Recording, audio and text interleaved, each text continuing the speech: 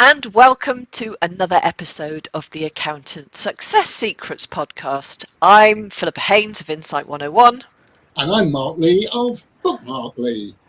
On this podcast, we look to showcase and celebrate successful accountants who've been running their own practice for a good few years and who we think can inspire and encourage other accountants in practice around the UK. Yeah, we ask them to share their stories, including the highs, the lows, and what they've learned along the way. Our aim is to provide some fundamental insights for you, our loyal listener.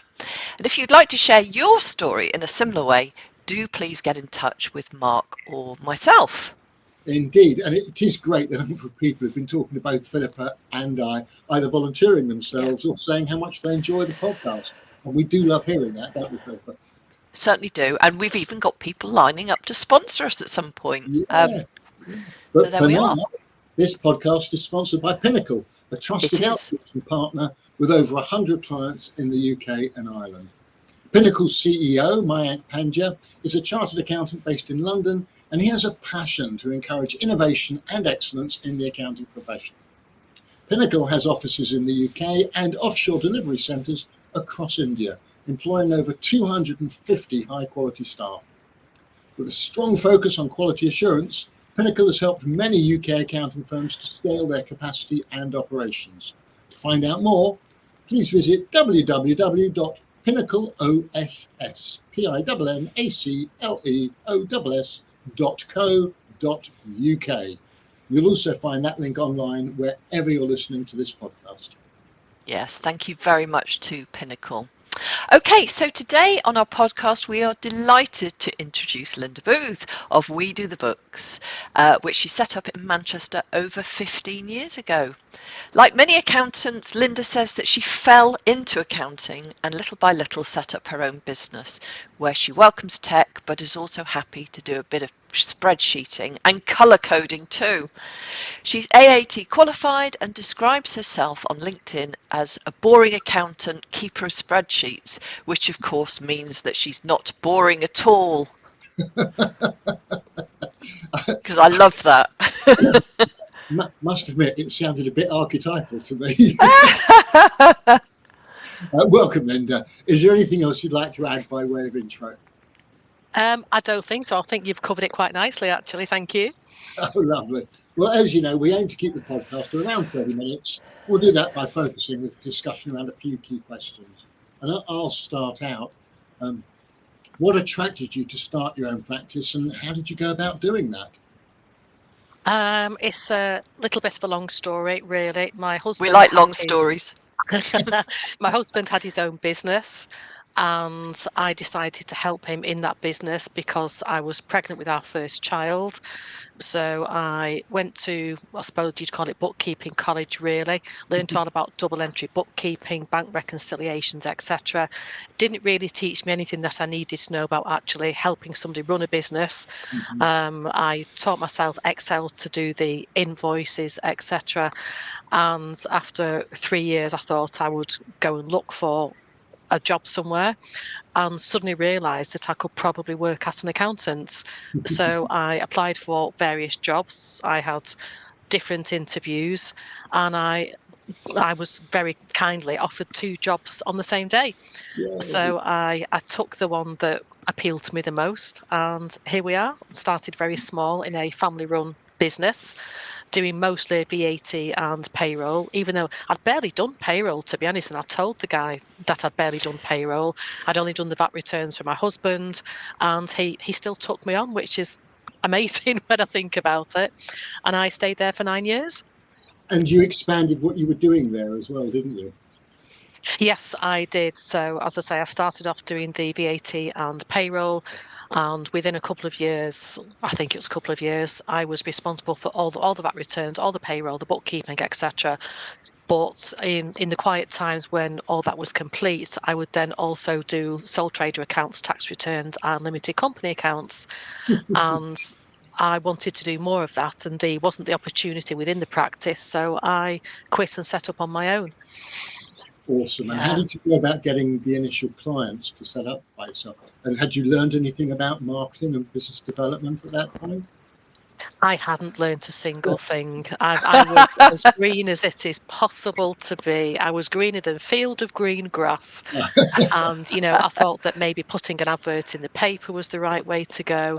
I sort of looked at people, hopefully. I got some business cards printed and left them where I thought they might be noticed. Say, places like Screwfix, where there's tradespeople, I'd leave them on the counter in places like that. And it was word of mouth eventually that started growing the client base. I started off with 2 clients, I think it was, and it's grown since there. And even now, it's mostly referrals that I get. I'm in a few Facebook groups, just as we all are, but I don't really put sales chat in there. I tend to do one or a couple of posts a week if something important comes up, maybe HMRC changes, that kind of thing. And it's other people within the group that then put my name forward. So it's all very lazy in terms of marketing. I don't know how it works, to be honest, but it does. It's what about you as a person, I think. And Yeah. I mean, it sounds like, because we were talking before this, and it was 1999 when you set up on your own, and things like, leaving business cards and sort of, advertising the paper was what you did. So actually, you were doing all the right things, but obviously now things have changed. But it sounds like it's flourishing. You've got about 120 clients, haven't you, or something like that? I have, yes. And I'm quite pleased actually because I do know every single one of them. There's nobody that's a number. I think it's a nice size because if somebody picks up the phone, I don't need to say, "Oh, who's this?" I know who they are. I know who they're married to. I know what dog they've got, and it's just a really nice vibe, I think. I think that's a wonderful way to run a practice, and it's one of the reasons why many of the accountants that I work with, are not looking to grow their practice significantly. Growth is not a big ambition. You've got, some might call it a lifestyle business. You're as busy as you want to be. Yeah, there might be room to take on the odd new client or whatever, but you can deal with them all and be happy dealing with them all and not worry about the stresses and strains of staffing and employment and all that sort of stuff. And you do what you enjoy doing. Is that a sort of fair summary? I think it is, yes. I think I'd have struggled to describe the way that I run it, but I think you've summarised it quite well there. Yeah, there's always room for somebody else. But equally, I'm not chasing the work either. It's a nice position to be in. Yeah, it's very nice. So what have you learned then? Because I mean, you've been doing this for, relatively long time now, and I guess we all learn as we get into business. What have you learned, do you think? Oh, so many things. um, Brilliant. if I look at the way that I started out to the way that I would start out now, I think that's very different. I was literally on my own in the box room thinking, what do I do now? If I compare it to starting out now, what I should have done probably is surround myself by other people in the same position as me. But I suppose again, back in the day, there wasn't things like Facebook or groups for accountants, so it was actually quite difficult. But I think that surrounding yourself with people that your peers that do a similar job is really important because if nothing else they can give you ideas such as, have you tried this, what about go cardless for your collections, look at this software, well I tried this but it didn't work. All that, I think that's really important, just surrounding yourself with those people. And yeah, that's one big thing that I learned. Another thing is probably the whole side around billing and fees in terms of hourly rates versus set fees. That's very important because obviously if you start off and you're an average speed doing a service that's hourly, say for example some bookkeeping, and then you get faster, you're effectively penalised for being. I can see you nodding, Mark. Yeah, You're effectively penalised for being better at your job, and who wants that? mad. Yeah. So lots of learning around fees and setting up of fees. Lots of learning around the admin that's required in running a practice, really, all your AML and that kind of thing. And again, this has grown during the years that I've been working on my own. It was barely a thing back in the day, or if it was, somebody else took care of it. So it's probably 2 or 3 years of running my own practice that somebody said, have you done such a thing? And I was a bit, oh, I didn't know I needed to do that. So big learning curves there. So yeah, lots. And there's a lot there as well, as you say, in terms of Facebook groups, peer groups, and regional groups, branches of the different organisations as well, where you can get to talk and learn from other practitioners who operate in much the same way as you do. And that facility didn't exist maybe even 10 years ago, certainly not when you started 15, 16 years ago. So I think those are really important points to share. I mean, equally along the way, you probably made some mistakes as well. How did you learn from them and correct them? Well, you sort of get embarrassed for a few days, don't you? Thinking, "Oh my goodness, I can't believe I did that." And then you speak to people that you know, and they'll say, "Oh gosh, well that is a mistake, but guess what I did once? I did this, and it was even worse." And you start to realise that yes, you have made a mistake, but if you're honest with yourself, if you're honest with the client, and you say, "I've made this mistake, I'm very sorry. We're all human. This is how I'm going to put it right." Do you know what? It's not as bad as you think. Absolutely. Yeah. Yeah, and it's always the solution, isn't it? Sorry, Mark, go on. No, I was going to say, if clients like you enough, they'll let you make mistakes if you're open and honest about it, and you look to minimise the impact of it, as long as it's not devastating. Well, that's right. So, I mean, I remember talking to somebody once, and she said that if you make a mistake and you tell somebody, if they do start to shout and they do have a bad reaction, it's out of a place of fear because they don't know what's going to happen next. Yeah. So if you can say, yes, I've made this mistake, but this is what I plan to do about it, it doesn't affect you in this way, then you've already taken the sting out of the tail because you've got a solution, and that's the thing that they're most scared of because they don't know what's going to happen next. Oh, what a great learning. Thank you for sharing that. I think that's wonderful. And I know you're bookkeeping and accounting. Did you say before we went on air that sometimes you work alongside accountants who take things further than you do or do more than you do? How did you build up those relationships? So a couple of the clients it's the accountants where I used to work. I do the bookkeeping for their clients, and they will just then take the year end forward. So that works very well. And then there's a couple of other clients where it's worked the other way around. So they've come to me as a bookkeeper. They've already got their accountant. So I will contact the accountant, introduce myself, say, this is what I'm going to be doing for your client. When do you want the information? How would you want the information? And mostly it's on something like Xero software anyway. Yeah. So there's very little backwards and forwards. I just ask for the payroll records, for example, and off we go. Well, So, and I suspect you're evidence and you're professional. You know what you're doing. You've got the experience, and you're not a threat to them.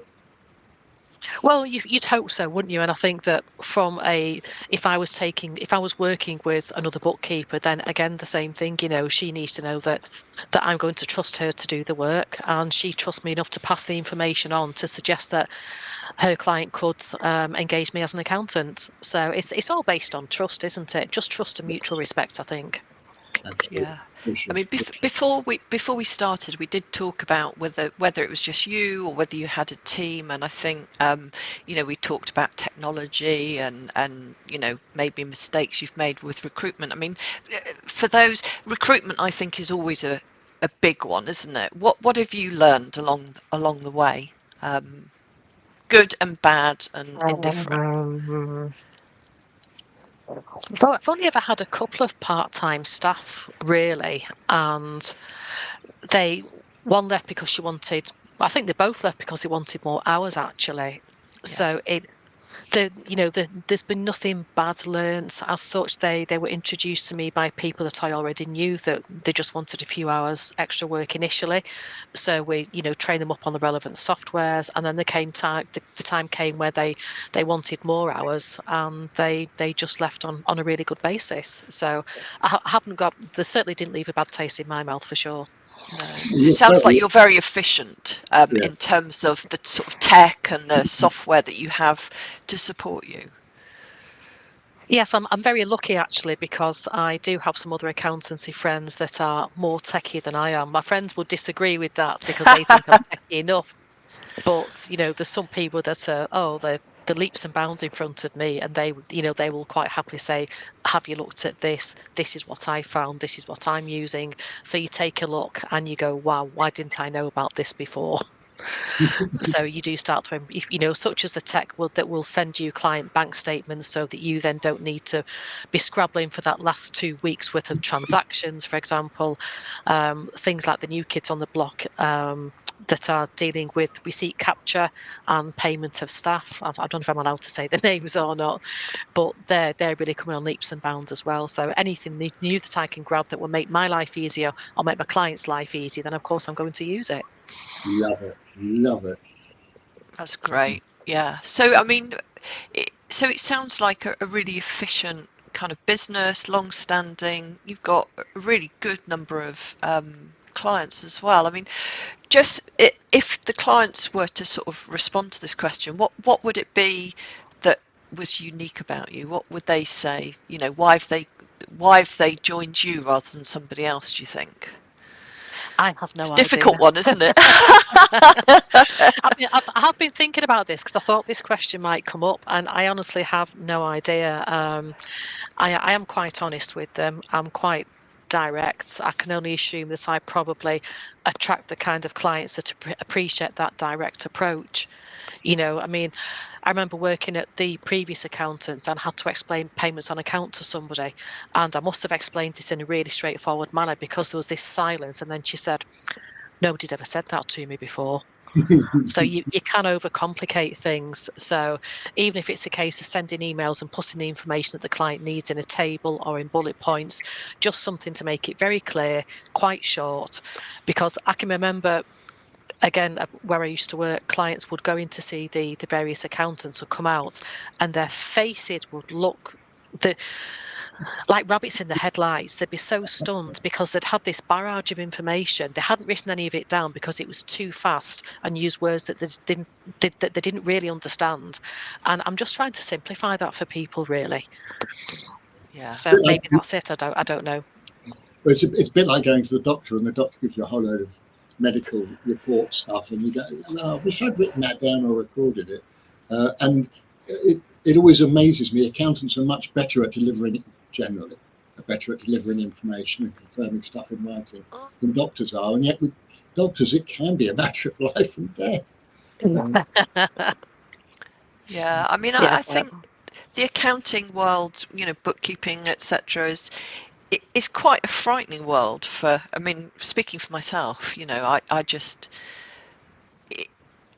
I don't really understand it that well. So, my accountant in particular, I chose him because he's just quite a bit of fun and easy to talk to, which is what you're saying, really. So it doesn't feel like hard work, but I mean, as soon as you kind of feel a little bit on the back foot and you don't really know what they're talking about, that's when the problems start, isn't it?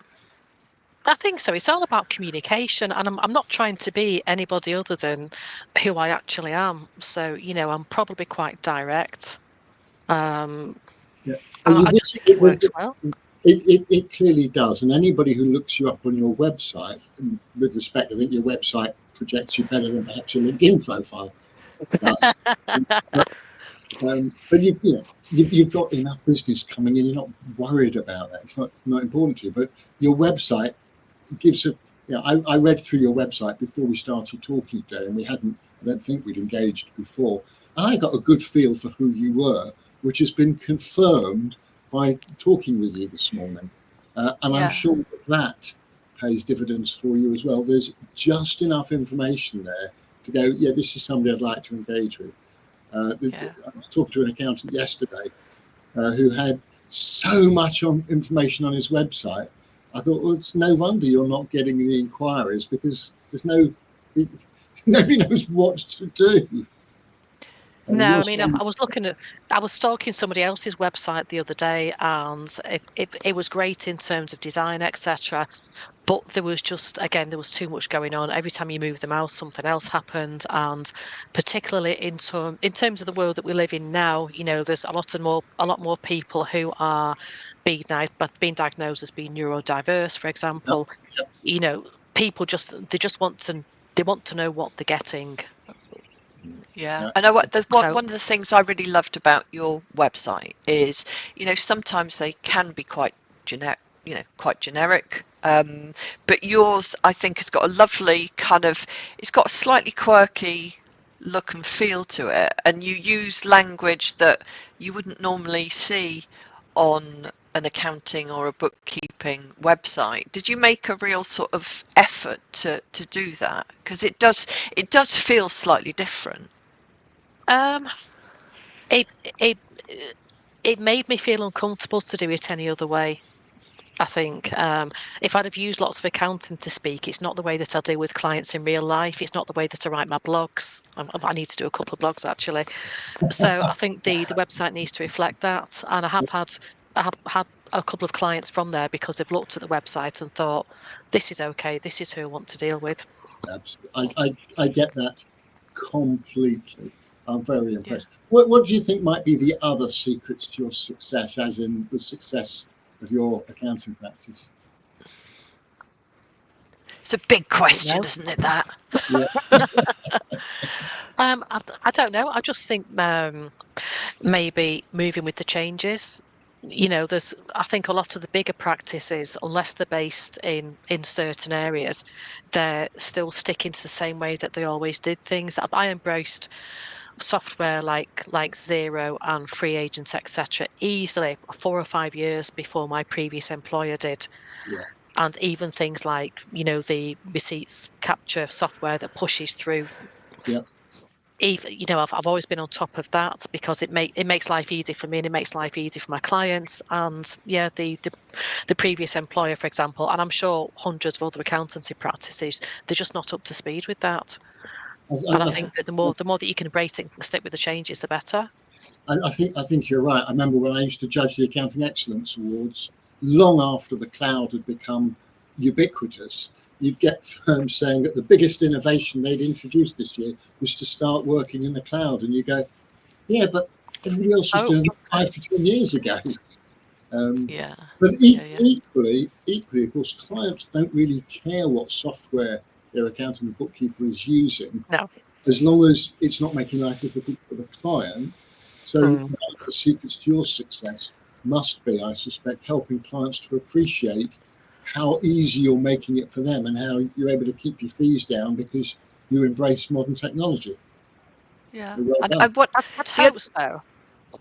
I do also like to try and empower clients. So, for example, a few in particular spring to mind, and they're the people that they're running businesses. They're short on time, so I've introduced them to things like Xero. There was one guy in particular who every VAT quarter he would download his bank statements into a CSV file. He would add various columns and then laboriously calculate his VAT. So from a spreadsheet, and of course there's lots of errors that can pop up in terms of formatting, adding things up, etc. And I put him on Xero and I showed him how you could just press a button and his face was an absolute picture, and he's still on that now.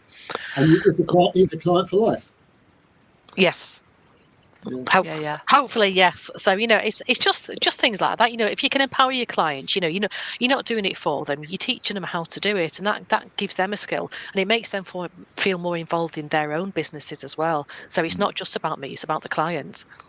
Yeah, I love that. I mean, the thing that's I've sort of pulled out of our conversation is, you've kind of said that you're direct and you try and keep it simple. And I mean, I think a lot of people have said that to us before, but actually the way that you kind of deliver that, and even sort of going back to your website with a very sort of clear tone and the way that you're doing it, suggests that actually you're pretty canny when it comes to marketing as well. You're not sort of doing all the sort of bells and whistles, but what you are doing, you're being really authentic and kind of sticking to your guns and showing people, that you are quite direct. Even the name of your business is great. It's just kind of, this is what we do. We We do do the the book. books. I love Yeah. it.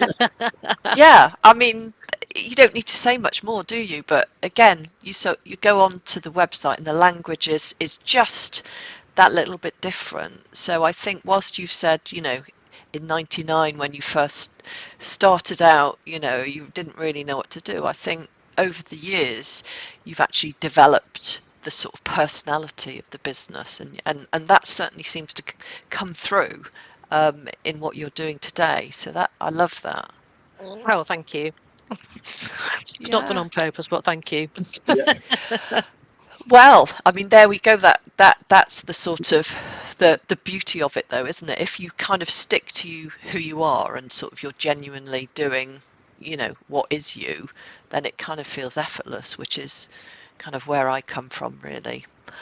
So Yeah, I listen, mean, we've gone. So I was going to say just one last thing. I think part of it comes from, I did see, I think it was some kind of quote or meme or something like that, and it just said, you have to be yourself because everybody else is already taken. Absolutely. Spot on. I Love love it. that. I love that. Well, that is a cracking quote for the end, and as always, we could chat away for hours, but we need to come to an end. So what we do like to do is kind of say, please share your contact details. So any of our listeners who really like kind of your approach, and I'm sure there are lots out there, they can get in touch with you. Okay, so my website is wedothebooks.co.uk. It's the same for Facebook and for Instagram when I remember to post on there. I told you my marketing is shocking. And I'm also on LinkedIn as Linda Booth. Lovely. Brilliant. Thank you. And Philippa, how can listeners find out more about you and Insight 101? Okay, so you can find me on LinkedIn. I support accountants and bookkeepers to stand out so they can create their brand story and their marketing, Linda, including their website, that attracts and inspires their ideal clients, ensuring they build a path to the future that they want whilst adding more value to their clients. If you can't find me on LinkedIn, which I'm sure you can find me on my website, www.insight101.co.uk. Mark, how can listeners find out more about you and your Soul Practice Club? Online everywhere. I'm Bookmarkly. Even the business card is a bookmark. So it's bookmarkly.co.uk. I tend to support accountants running their own practices who are feeling isolated, frustrated, overwhelmed, want somebody else to talk things through with beyond what they can perhaps get from a Facebook group or whatever. Some want one-to-one mentoring. Some appreciate the camaraderie and support of my online Soul Practice Club. And the odd one or two want both. Okay, so just before we go, our thanks again to the sponsor of this episode, Pinnacle Global Group, your trusted outsourcing partner. Do check out their website and let their CEO, Mayank, know you heard about Pinnacle Group on the Accountant Success Secrets podcast. And if you've enjoyed this episode, please share the love online, subscribe, and leave a review on Apple Podcasts, Spotify, or even YouTube, and let us have your feedback directly too. Absolutely. It all helps to potentially broaden.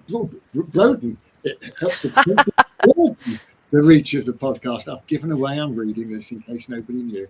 Do contact either Philippa or myself if you'd like to be interviewed on a future podcast, or if there's someone you'd like to recommend that we interview. We've had a few of those as well. We're booked up to the start of January now, so we're looking to book guests in for 2025. Amazing. Yeah. That is awesome. It is, isn't it? And it's due to your brilliant co-hosting and organisation. So thank you Obviously. for that. Yeah. Thanks again to Linda for being such a wonderful guest today. And until next time on the Accountant Success Secrets podcast or anywhere else that we might meet online or in real life, bye-bye for now. Bye for now. Bye.